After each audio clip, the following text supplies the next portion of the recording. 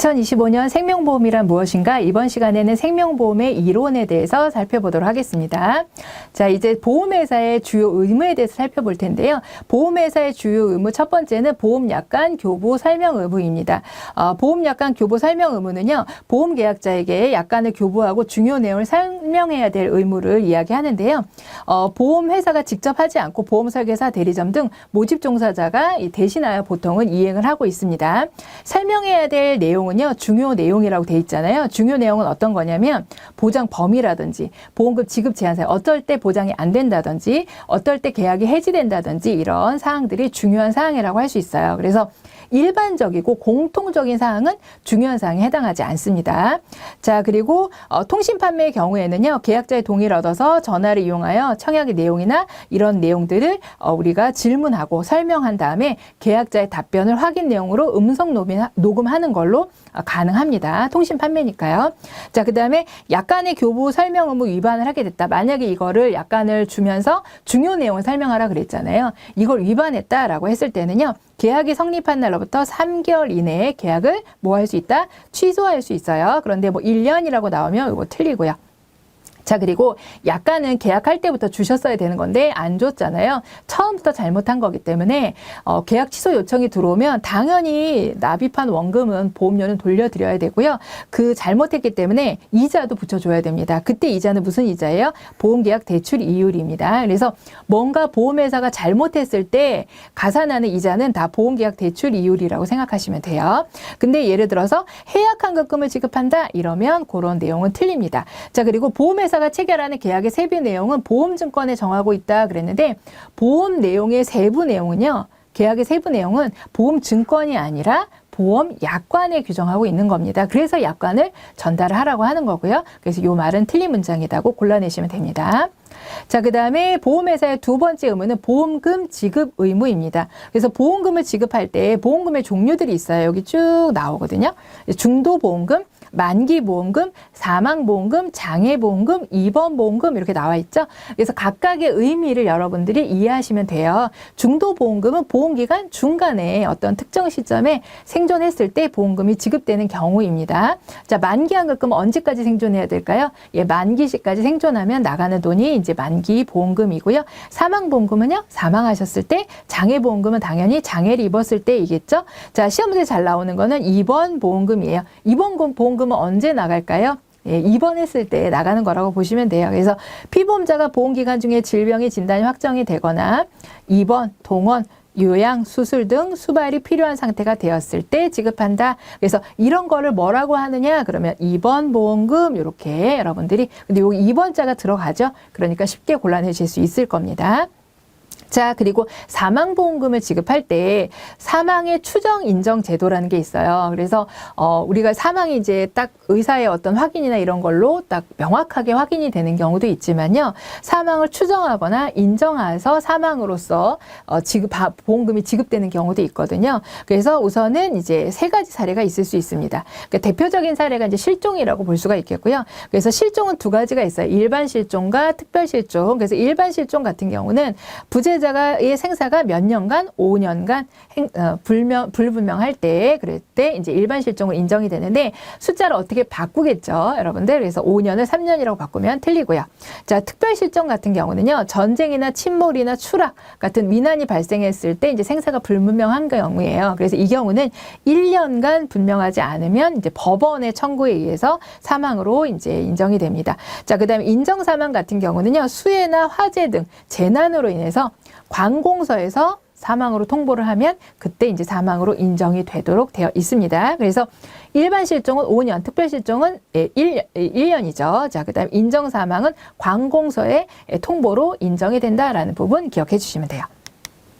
자, 그리고 약관에 이제 아까 우리가 사망보험금 말고 장애보험금도 있었잖아요. 그러면 장애라는 게 또 뭔지가 좀 알아봐야 되겠죠. 그래서 장애라고 하는 거는 상해 또는 질병에 대하여 치유된 후 그 증상이 이제 신체에 남아있는 거죠. 그런데 그게 어떻게 되냐면 영구히 남아있는 거예요. 그래서 증상이 고정된 상태입니다. 그래서 신체에 남아있는 영구적인, 여기 중요한 거, 정신 또는 육체 훼손 상태입니다. 그래서 기능이 상실된 상태인데요. 일시적인 증상 증상은 안 돼요. 우리가 장애라고 하는 것은.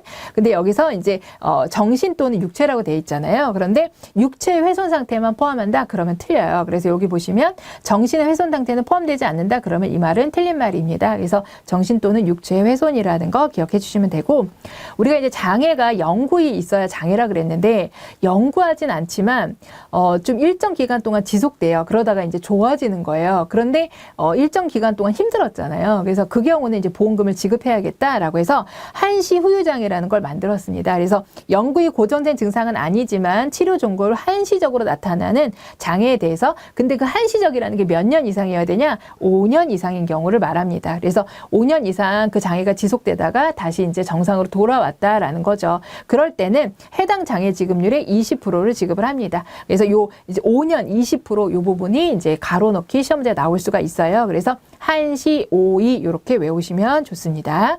자, 그다음에 보험금을 이제 청구할 때는 서류를 내셔야 되겠죠. 당연히 어떤 서류를 내야 되냐? 보험금 청구서 내셔야 되고요. 사고 증명서 내셔야 되고 신분증 본인 확인을 위해서요. 근데 이제 사고 증명서는요, 국내에서 병원에서 발행을 해주겠죠. 국내든 국외든 의료기관에서 발급된 거는 모두 인정이 됩니다. 그런데 시험 문제 이렇게 나오면 틀려요.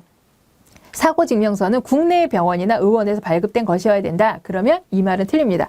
국내도 되고 뭐도 들어가야 돼요. 여기 지금 국내나 국외에서 이렇게 두 가지를 다 포함하는 문장이어야 맞는 말이 되는 것이죠. 자, 그 다음에 보험금 지급기일 보겠습니다. 기본적으로는요, 며칠 이내에 돈을 줘야 되냐면 고객이 보험금 청구서를 접수하시면 3영업일 이내에 돈을 드려야 합니다. 자, 그런데 조사가 좀 필요해요. 그러면 좀 더 연장할 수 있어요. 그때는 10일.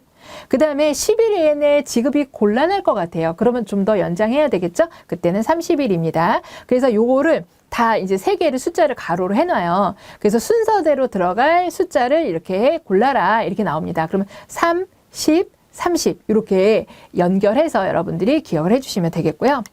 우리가 이렇게 이제 뭐 3일이든 10일이든 30일이든 보험금 지급기일을 적용을 하는데 이 보험금 지급기일을 적용하지 않는 경우가 있어요. 어떤 경우가 있냐면 지금 소송이 제기된 상태라든지 분쟁 조정을 신청한 상태라든지 수사기관이 조사를 하고 있다든지 해외사고 조사가 지금 이루어지고 있다든지 이런 경우에는 이 기일을 30일 뭐 이런 기일 자체를 적용하지 않습니다. 자, 그래서 시험 문제에 이게 상당히 많이 나와요. 어떻게 나오냐면 위에 한번 볼까요? 분쟁 조정이 필요한 경우, 분쟁 조정이 있는 경우에는 지급기일을 적용하나요, 안 하나요? 안 하죠. 그런데 60일 이내에 지급해야 된다. 그러니까 요건 틀린 말이에요.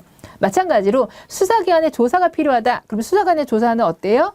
지급기일을 적용하지 않아요. 그런데 3개월 이내에 지급한다. 그러면 틀리는 거고요. 그 다음에 보험금 청구와 관련 소송이 제기됐대요. 소송이 제기되면 이것도 적용하지 않죠. 근데 30일 지급한다. 이렇기 때문에 이건 틀린 말이 됩니다. 자, 그리고 보험금 지급이 발생하게 되었다라고 하면은 보험회사는 며칠 전에 알려줘야 되냐? 7일 전에는 고객에게 알려줘야 돼요. 예를 들어 만기한급금이 뭐 발생한다 그러면 만기한급 지급하는 날짜부터 최소 7일 이전에는 계약자나 수익자에게 통보를 해야 합니다. 자, 그런데 보험금을 지급하지 않는 경우도 있어요. 어떤 경우냐?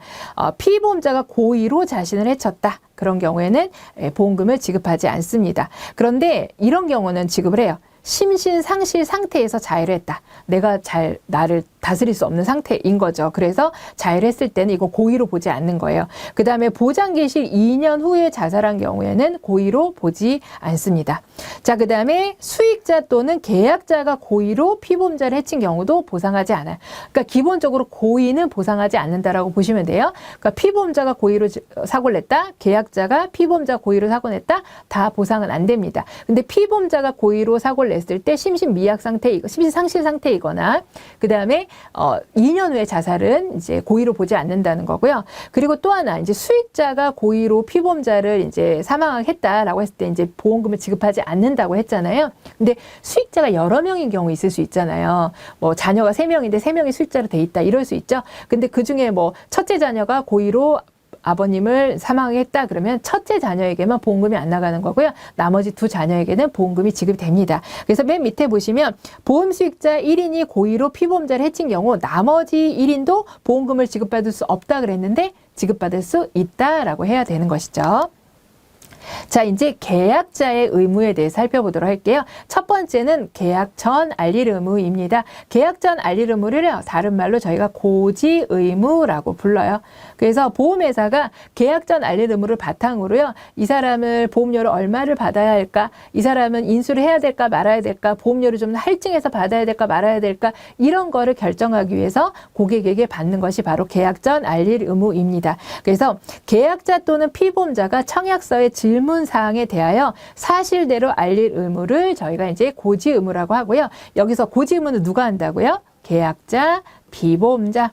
그래서 요 안에 들어갈 사람을 골라라. 그러면 계약자, 피보험자. 누구는 없나요? 수익자는 고지 의무자가 아닙니다. 그러니까 시험 문제에 아주 잘 나오겠죠.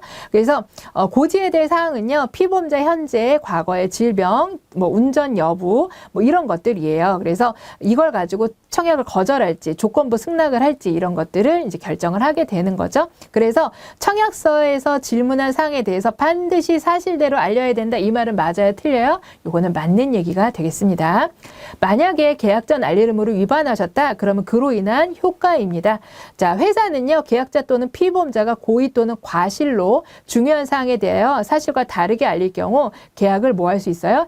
해지하거나 보장을 제한할 수 있습니다. 자, 시험 문제에서 요거 피보험자, 과실, 여기 네모 박스 해놓고요. 요 안에 들어갈 말을 골라라 이렇게 나옵니다. 그래서 계약자나 고지 의무 자체가 계약자 피보험자에 있었잖아요. 그러니까 계약자 피보험자가 만약에 고의나 과실로 중요한 사항을 알리지 않았다라 그러면 계약을 어떻게 할 수 있다고요? 해지할 수 있고 보장을 제한할 수도 있다라는 겁니다. 만약에 해지를 하게 되었다라고 하면요. 해약 환급금이 지급이 됩니다. 그런데 기납입 보험료를 지급한다? 그러면 틀려요. 원금 다 돌려준다는 얘기잖아요. 아니에요. 손해볼 수 있어요. 그래서 해약 환급금을 지급하고요. 보장이 제한이 될 수도 있다 그랬죠. 그러면 보험료나 보험가입 금액을 조정해서 이제 제한을 하게 됩니다. 자, 그래서 계약 전 알릴 의무 위반을 이유로 보장을 제한할 때는 보험료, 보험가입 금액 등이 조정될 수 있다. 이 말은 맞다, 틀리다? 맞다. 예, 최근에 이렇게 지문이 나온 적이 있습니다. 자, 이제 계약 전 알릴 의무를 만약에 이제 위반하게 되었을 때 계약을 해지할 수 있다라 그랬잖아요. 그런데 만약에 이런 위반이 있더라도 해지를 할 수 없는 경우도 있어요. 보험회사가 마음대로 해지를 못하는 거죠. 어떤 경우냐면 보험회사가 계약 당시 위반 사실을 알았거나 과실로 알지 못했을 때 그때는 마음대로 해지할 수 없습니다. 자, 그리고 보험회사가요 위반 사실을 안 날로부터 1개월이 지났거나 보장 개시일로부터 2년이 지났어요. 그러면 그 기간이 경과해버리면요 해지할 수 없습니다. 자, 그리고 계약을 체결한 날로부터 3년이 지났을 때도 마음대로 보험회사 계약을 해지할 수가 없어요. 그러니까 여러분 숫자는 어떨까요? 다 이제 바꿔서 나올 가능성이 있죠. 자, 그 다음에 맨 마지막에 보시면 보험 설계사 등이 사실대로 고지하지 않게 하거나 부실하게 고지를 권유했어요. 그러면 이것은 마음대로 해지할 수가 없습니다. 그래서 밑에 보시면 회사가 계약 당시에 계약자 날릴 의무 위반이 사실을 있던 걸 알고 있는 경우에도 그 위반 사실 이유로 해지할 수 있다. 그럼 이건 틀려요? 맞아요? 틀려요. 없습니다. 없다. 그래야지 맞는 말이 되는 것이죠. 자, 이제 계약자의 주요 의무는 보험료 납입 의무입니다. 당연히 보험료를 납입해야 우리가 보상을 받을 수가 있으니까요. 그래서 계약이 성립한 후 지체 없이 보험료를 납입하셔야 돼요. 보험료 납입을 연체하게 되었다면 계약의 효력은 어떻게 될까요? 당연히 효력이 없을 겁니다. 근데 보험료 미납을 했다고 해서 바로 효력이 사라지는 것은 아니거든요. 그래서 일정 기간 동안 보험료를 납입할 수 있도록 안내를 하는 기간이 필요해요. 그걸 뭐라고 그러냐면 납입 최고 기간이라고 합니다. 그래서 보험료를 납입을 연체를 하게 됐다 그러면 14일 이상의 기간을 납입 최고 기간으로 두도록 되어 있어요. 자, 그래서 납입 최고 기간이 끝나는 날에 다음 날에 계약이 해지된다는 내용을 서면으로 등기 우편이나 전화나 이런 걸로 전자문서나 이런 걸로 알려주어야 합니다. 이 절차를 뭐라고 하냐면 이 절차를 납입 최고라고 해요. 그러니까 이 납입 최고, 그러니까 고객한테 보험료 미납됐으니까 보험료 내셔야 돼요. 이걸 알리는 걸 납입 최고라고 하고 이 납입 최고에는 기간이 있는데 기간이 며칠이다? 14일 이상의 기간이다. 그래서 우리가 보험료를 2달 이상 미납하면 납입 최고를 하게 되거든요. 그러니까 납입 최고 기간이 14일이니까 14일 안에 발생한 사고는요 보상이 돼요. 근데 14일이 지난 지나는 다음 날부터는 미납으로 인한 해지, 그러니까 보험 효력이 발생하지 않습니다. 자, 그래서 납입 최고를 전자문서로 알렸다라고 했을 때는요, 우선은 계약자의 동의가 있어야지 전자문서로 보낼 수가 있습니다. 그리고 고객이 수신을 해야 받은 걸로 인정이 되는 거고요. 계약자가 전자문서를 수신하기 전까지는 송신된 것으로 간주하지 않습니다. 수신되지 않은 것을 확인한 경우 납입 최고 절차를 다시 이행해야 합니다. 자, 그래서 문제 밑에 볼까요? 수신 여부와 관계없이 일정 기간이 지나면 송신하는 것으로 본다. 송신안으로 인정되는 거는 고객이 그 전자문서를 수신해야 송신으로 인정이 되는데 수신을 안 하면 송신으로 인정이 안 되거든요. 다시 이행해야 되잖아요. 그러니까 수신 여부와 관계가 있는 거예요, 없는 거예요? 관계가 있는 거죠. 그러니까 이 말은 틀린 말이라고 보시면 되겠습니다. 자, 그 다음으로 보험료 납입 최고 기간 내에 보험료를 미납하게 됐어요. 이렇게 납입 최고 기간을 14일이나 줬는데도 보험료를 미납하게 됐다. 그러면 계약의 효력은 어떻게 되느냐? 납입 최고 기간이 끝난 날의 다음 날부터 계약이 해지가 됩니다. 그러니까 해지가, 여기서 해지라는 거는요, 효력이 상실된다. 보험 보상을 더 이상 해주지 않는다라는 거고요. 이렇게 되면 해지환급금을, 해약환급금을 받아가실 수 있는 상태가 됩니다. 자, 그래서 중요한 건 다음 날에 해지가 된다는 거예요. 근데 보험 납입 최고 기간이 끝나는 날에 계약이 해지된다? 그러면 틀립니다. 자, 그래서 여기 밑에 보시면은 납입 최고 기간 내에 연체 보험료를 납입하지 아니할 경우 납입 최고 기간이 끝나는 날에 계약이 해지된다? 그러면 요거는 틀리다. 끝나는 날에 다음 날에 계약이 해지된다. 그래야지 맞는 문장이 됩니다.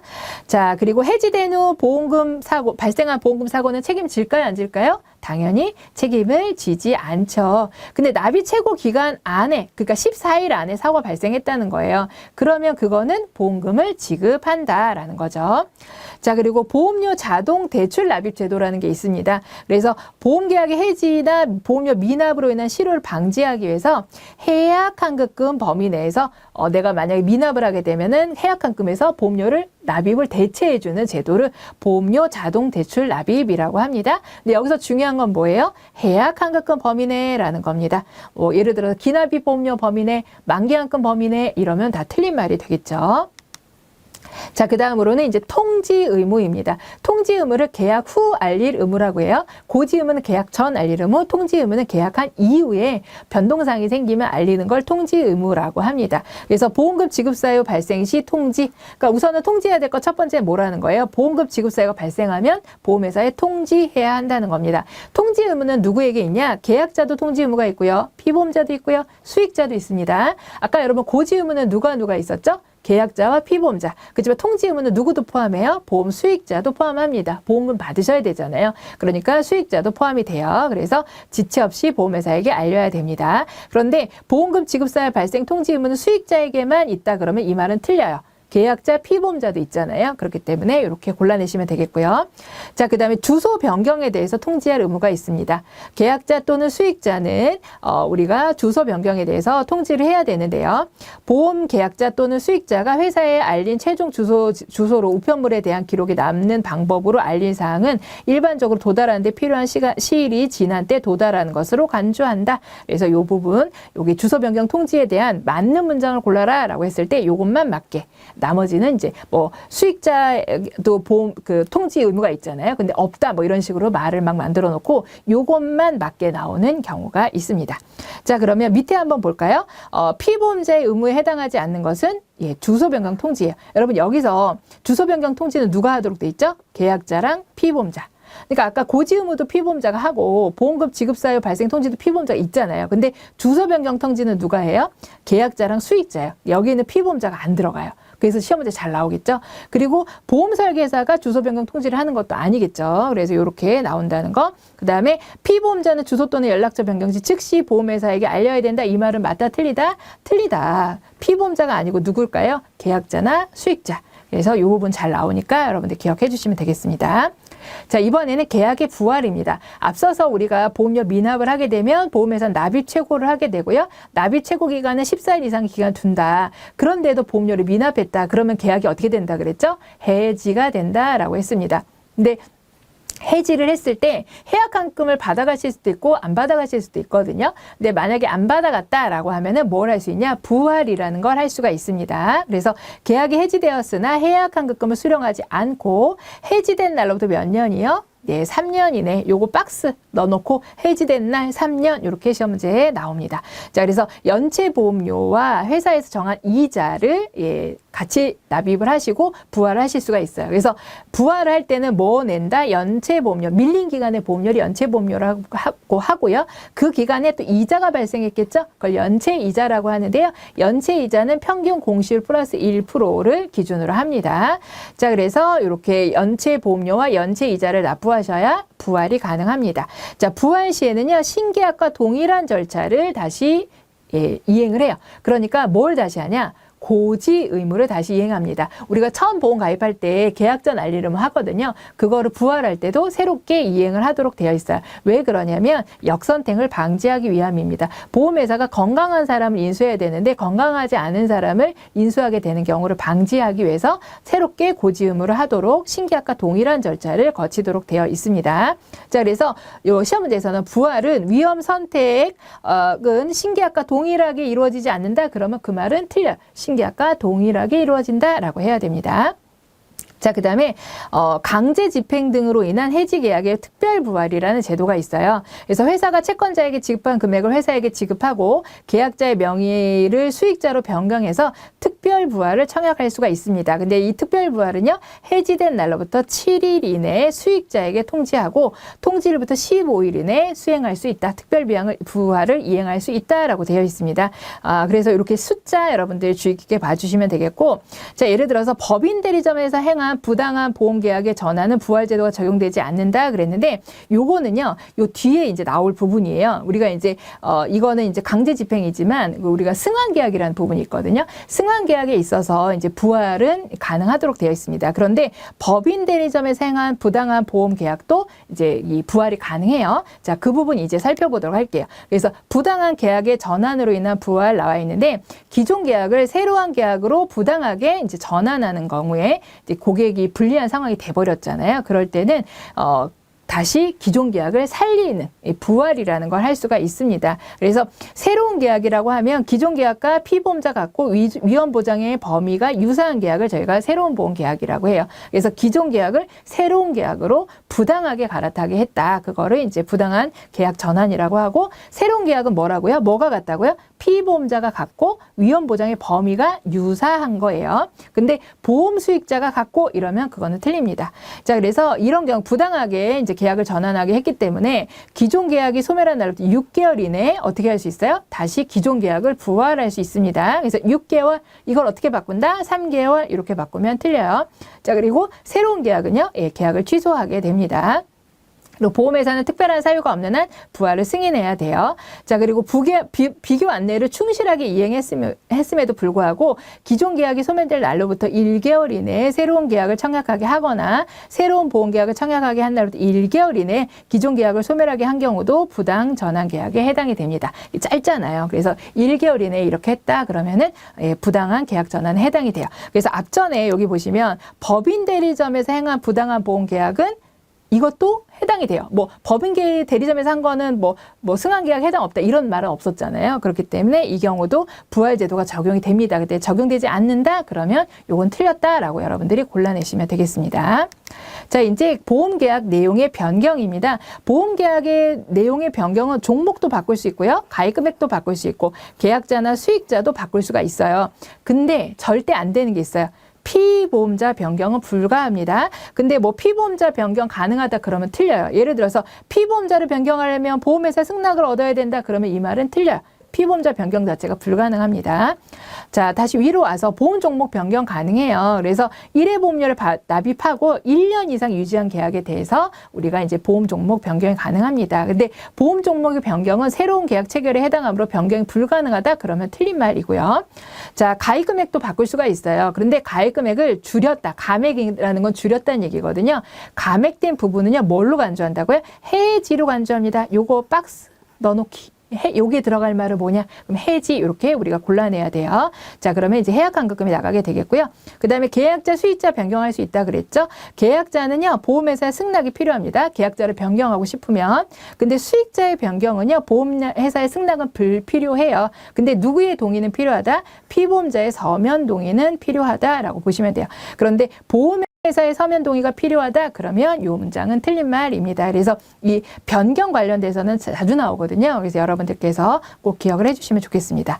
자, 이제 기타 내용의 변경입니다. 첫 번째 보험계약자의 임의해지인데요. 임의해지는 내가 그냥 마음이 변해서 해지하는 걸 임의해지라고 해요. 임의해지는요 언제든지 가능합니다. 그런데 이제 연금보험의 경우에는 연금이 개시된 경우에는 임의해지가 불가능하다라고 보시면 되겠고요. 자, 그리고 피보험자는 서면 동의를요 언제든지 철회할 수 있어요. 근데 이거는 과거에는 효과를 미칠 수가 없고요. 장래에 대해서 효과를 미칠 수가 있습니다. 자, 그리고 소멸시효 시험제 다 잘 나옵니다. 소멸시효는요 언제까지 청구할 수 있냐? 그 청구 가능한 기간이라고 보시면 되겠습니다. 그래서 여기서는 이제 고객의 입장에서 청구할 수 있는 건 3년이고요. 보험회사의 입장에 청구할 수 있는 건 2년이에요. 그래서 보험회사의 입장에 청구할 수 있는 건 딱 하나거든요. 보험료 내세요. 그걸 보험료 청구권이라고 합니다. 그래서 보험료 청구권만 2년, 나머지는 3년 이렇게 기억해 주시면 되겠습니다. 자, 그리고 보험회사의 손해배상 책임인데요. 이것도 별표 2개네요. 자, 임직원이나 보험설계사나 보험대리점이 어떤 책임이 있는 사유로 손해를 발생시켰다. 그럼 보험회사는 책임을 져야 되겠죠. 근데 여기서 누가 빠졌냐? 중개사가 어떤 책임 있는 사유가 생겼다. 그럴 경우에는 손해배상 책임이 없습니다. 그래서 중개사 기억해 주시면 되겠고요. 자, 그 다음에 보험금 지급 여부, 보험금 지급 금액에 관한 현저하게 공정성을 잃은 합의로 발생한 손해에 대해서는 손해배상 책임을 지게 된다라는 거 기억해 주시면 되겠습니다. 자, 그리고 보험금을 받는 방법도 변경할 수 있어요.